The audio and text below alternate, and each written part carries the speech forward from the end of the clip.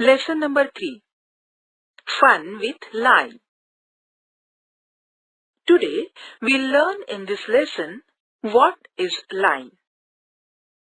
Now hold two ends of thread in our two hands. If stretch line and if we let it hang loose, we get a curved line. In this lesson, when we say line, we mean straight line. Lines can draw vertical or horizontal or inclined or sloping. Now look at this. The lines drawn by Neha are called vertical lines. Anagha drawn lines are called horizontal lines.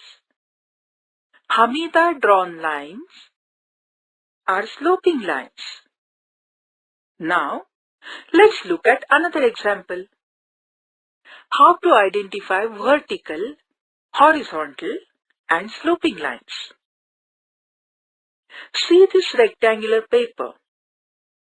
If this paper is folded in the middle, we will get vertical line.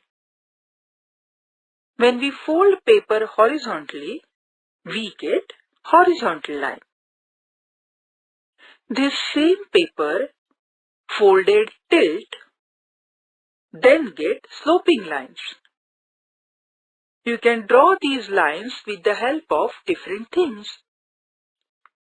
This line can be drawn with the help of a scale.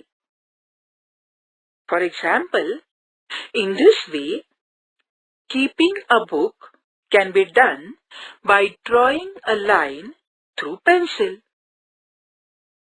This line can be drawn with the help of such box. And you know that in such a way you can draw a line just by hand without the help of any device.